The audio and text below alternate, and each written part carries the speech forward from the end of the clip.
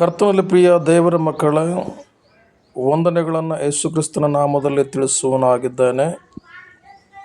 ಆರಾಧನೆಯಲ್ಲಿ ಪಾಲ್ಗೊಳ್ಳುವುದಕ್ಕಾಗಿ 42ನೇ ಕೀರ್ತನೆ 2ನೇ ವಚನದಲ್ಲಿ ಭಕ್ತನು ಹೇಳುತ್ತಾನೆ, ದೇವಾಲಯಕ್ಕೆ ಹೋಗುತ್ತಿದ್ದೇನೆಂದು ನೆನಪಿಗೆ ತಂದುಕೊಂಡು ನನ್ನೊಳಗೆ ನಾನೇ ಹಂಬಲಿಸುತ್ತಿರುವೆನು ಎಂಬುದಾಗಿ.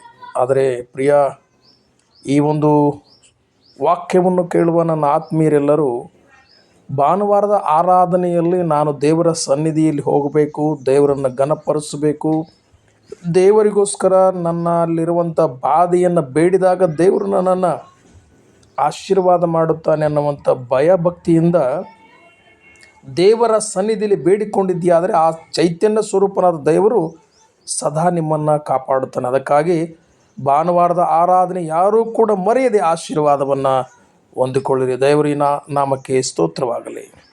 ಆಮೆನ್.